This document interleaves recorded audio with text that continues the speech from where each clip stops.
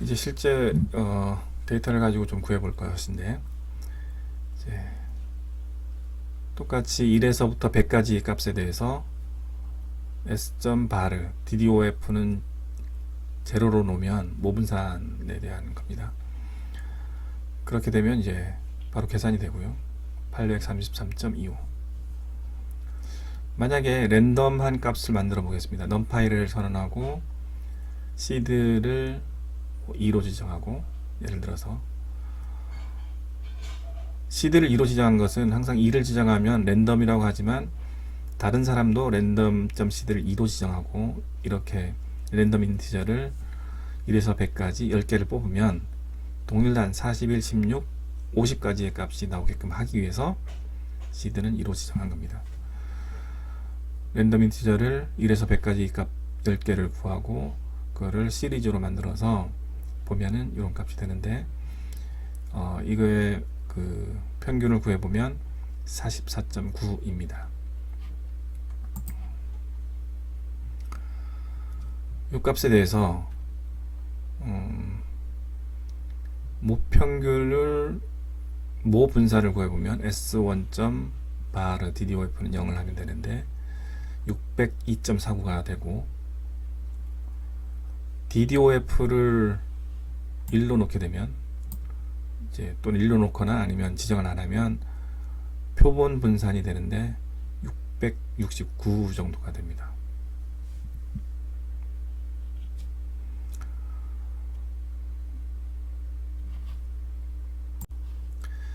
이게 왜 비교를 해봤냐 하면, 예를 들어서 원래 이 1에서부터 100까지를 이제 모집단이라고 가정을 하면 거기에 분산은 833이었습니다. 근데 1에서 100까지 수 중에서 무작위로 10개를 뽑아서 그에 대한 분산을 이렇게 표본 집단이라고 가정을 하고, 표본 집단이 아니라 그냥 n으로 나누는 모평균을 구하듯이 구하면, 모 분산을 구하듯이 구하면 602라는 수가 나와서 굉장히 차이가 많이 납니다. 근데 그게 아니라 이거는 표본 집단이다, 즉 n-1로 나누라 라고 해서 구하게 되면 669가 돼서 좀 더 커지는 거죠. 조금이나마 원래의 모분산 833과 조금이라도 가까워진다는 것을 보여주기 위해서 이 예를 보인 겁니다. 표준 편차는 이제 std를 통해서 구할 수가 있는데, s1.var 이렇게 하게 되면은 요거는 이 ddof는 1로 한 거나 똑같다고 했죠. 그래서 669.433이 나오고, 그에 대한 표준 편차는 25.8, 669를 루트로 씌운 값이 표준 편차가 됩니다.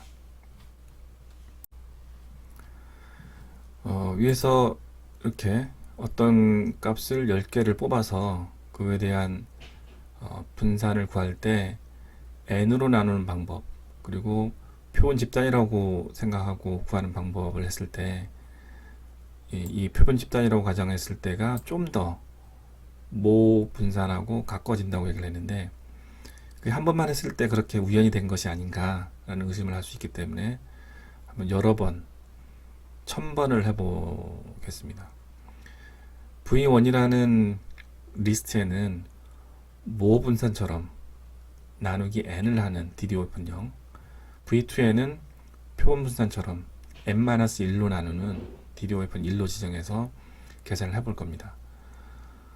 1000번을 하는데 1에서 100까지 값 중에서 10개 데이터를 랜덤하게 뽑아서 V1에는 ddof는 0, 즉 n으로 나누는 분산을, V2에는 표본 분산을 구할 때처럼 n-1로 나누는, 그렇게 해서 분산을 구해서 V1에다가 그리고 V2에다가 집어넣는 겁니다.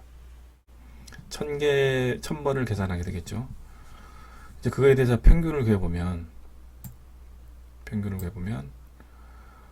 V1, 즉 ddof는 제로로, 즉 나누기 n을 했을 때의 분산, 729가 나왔고 n-1로 나눴을 때의 분산 810 정도가 돼서 실제 모 분산값인 833과 매우 근접하게 계산이 됨을 알 수 있습니다. 그래서 numPy의 민을 썼는데 이제 만약에 이게 v2가 리스트이기 때문에 그런 것이고 시리즈에 있는 함수를 쓰고 싶으면 요 v1 numPy의 어레이 값을 시리즈로 만든 다음에 민을 하면 될 것이고 그러면 결과값은 똑같을 겁니다. 이제 표준 편차에 대해서 알아보겠습니다. 표준 편차는 분산의 제곱권을 씌운 겁니다. 이제 모 표준 편차는 아까 시그마 제곱으로 모 분산은 시그마 제곱으로 표현한다고 했는데 이제 그 시그마 제곱의 루트로 씌운 시그마 그게 모 표준 편차가 되고 표본 표준 편차는 S로 표현하는데 아까 위에서 표본에 대한 분산은 S 제곱이라고 표현했다고 했기 때문에 거기에 루트를 씌워서 S가 됩니다. 공식은 잘 생각해보면 알 수 있는 것이고요. 각 값에 대해서 평균을 뺀 차이 그에 제곱을 내서 그에 대해서 전부 더한 후에 n으로 나누면 모 표준 편차가 되고 n-1로 나누게 되면 표본에 대한 표준 편차가 됩니다. 판다스에서는 이제 std 함수를 쓰면 되는데 모 표준 편차는 ddof는 제로로 놓으면 되고 표본에 대한 표준 편차는 그대로 파라미터 없이 쓰거나 또는 파라미터를 ddof를 1로 지정해 주면 됩니다.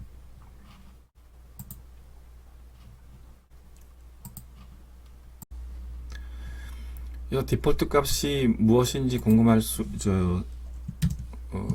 기억이 안 날 수도 있는데 그 부분은 이제 쳐보면 됩니다. 예를 들어서 Shift 탭을 눌러보면 이제 ddof는 1인 것이 디폴트인 것을 쉽게 알 수가 있고 또 생각을 해보면 판다스에서 왜 ddof는 1을 디폴트 값으로 했냐 하면 우리가 다루는 대부분의 값은 조사되는 값들이기 때문에 관측되는 값이기 때문에 어떤 모집단 전체에 대한 조사라기보다는 샘플링해서 뽑은 표본 집단에 대한 것을 다루는 경우가 많기 때문에 표본 집단에 의한 편차, 표본 집단에 대한 분산 이러한 것을 구하는 것이 디폴트로 뒀다고 생각이 듭니다. 예를 통해서 그 표준 편차를 구해보면 1에서 100일까지의 값을 1에서부터 100까지의 값을 만들고 s.bar ddof는 제로로 하면 모분산을 구하는 겁니다. 그리고 std를 써서 표준 편차 모 표준 편차하게 되겠죠. 그걸 구해보면 23인데 실제로 이 833 이걸 루트를 씌워보면 루트를 np.sqrt 함수를 써서 루트를 씌워보면 동일한 값이 나오게 됩니다. 당연한 얘기죠. 표본에 대한 표준 편차는 ddof는 1로 넣으면 되고 25 이렇게 나오게 됩니다. 다음은 공분산과 상관계수에 대해서 알아보겠습니다. 공분산은 두 개의 연속형 변수의 관계성을 확인하는 통계량입니다. 연속형 변수입니다. 연속형 변수. 어떤 범주를 나타내는 변수가 아니라 키와 몸무게 이런 것처럼 이제 연속되는 데이터를 가지는 수치형 데이터. 그러한 데이터에 대해서 과연 두 변수 간에 관계가 있는가. 그래서 키가 x고 몸무게가 y라고 했을 때 코베리언스 공분사값 xy라는 것은 키가 커짐에 따라서 몸무게가 커지는가 아니면 작아지는가 아니면 관계가 없는가 라는 것을 수치로 표현하기 위해서 만든 그러한 값입니다. 만약에 공분산 값이 양수이면 변수 한쪽이 큰 값을 갖게 되면 다른 한쪽도 커진다 가 되는 것이고 음수라는 것은 변수 한쪽이 큰 값을 갖게 되면 다른 한쪽은 작아진다. 음의 상관관계를 갖는다. 갖고 얘기할 수 있는 거고, 코베리언스가 공분산이 제로라는 얘기는 변수사에 상관이 없다가 됩니다. 식으로는 이렇게 합니다. 코베리언스 XY는 n분의 1로 나눠주는데 뭐에 대해서 n분의 1로 나눠주느냐, 각 값에 대해서 x에 대해서 x의 평균값과의 차, 그리고 y에 대한 값에 대해서 각 y의 값과 y의 평균값의 차, 이 두 값을 곱한 후 그것을 전부 더해서 n으로 나눠주는 겁니다. 의미는 좀 이따 얘기할 건데, 왜 공분산이라고 얘기를 하는지가 이 수식을 통해서 알 수 있습니다. 분산이라는 것은 위에 앞에서 봤을 때 어떤 값에 대해서 그 값들의 평균과의 차를 제곱해서 이제 n으로 나눴다는 건데, 이것을 풀었으면 x-u 곱하기 x-u가 되겠죠. 근데 공분상은 x-u, y-u 분산과 비슷한 형태인데, 서로 x라는 데이터 값, y라는 데이터 값에 대해서 곱배 형태로 나타내기 때문에 공분산이라는 이름을 갖습니다.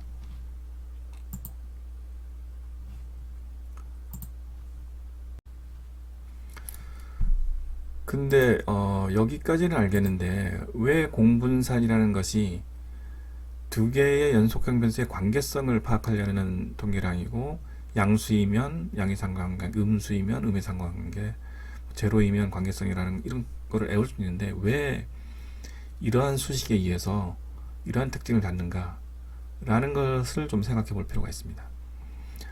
예를 들어서 데이터가 x라는 데이터들이 쭉 있고, 예를 들어 몸무게다 또는 키다, y라는 몸무게 이런 데이터가 있을 때, 데이터가 이렇게 점점점점점점 이렇게 있다 라고 하면 양의상관관계를 갖는 거죠. 이렇게 되어 있으면, 그럼 그 양의상관관계가 이 수식으로 했을 때 양수가 나오는 값인가, 그런 것을 알아보면 되는데, 예를 들어서 이러한 x1이라는 x1, y1이라는 값이 있다고 쳤을 때, x1 마이너스 평균, x의 평균을 여기라고 가정합니다. y의 평균은 여기라고 가정했을 때, x1 빼기 x의 평균 뮤 x를 하면 이제 음수가 되겠죠. 음수입니다.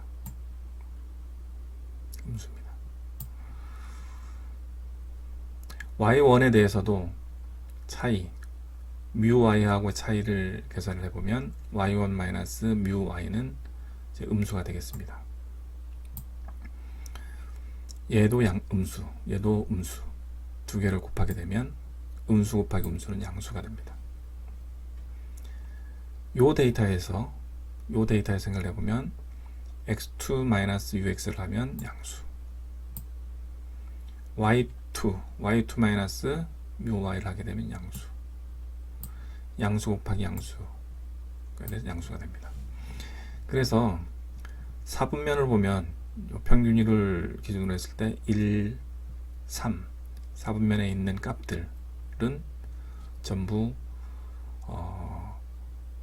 요 두 차이의 곱을 하면 양수가 됩니다. 즉 데이터들이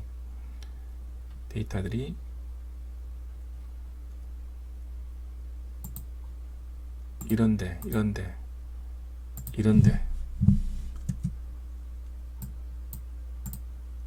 데들이 있다. 그렇게 되면 이제 이 공식에 의해서 어떤 값을 구하게 되면 양수가 되는 겁니다. 반대로 2사분면과 4사분면이 있을 때를 보면 이 값에 대해서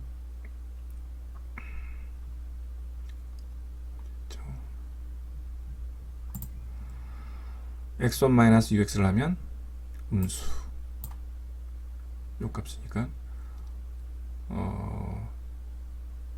이제 표현이 잘못된데 이게 y1이라 해야 되는데, 어쨌든 얘 빼기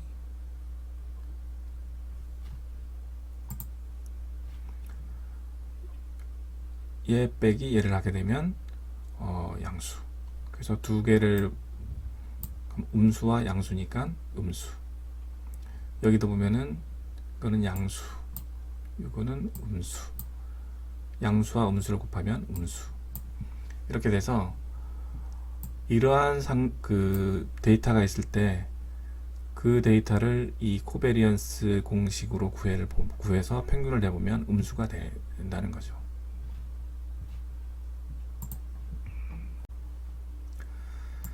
이제 정리를 하면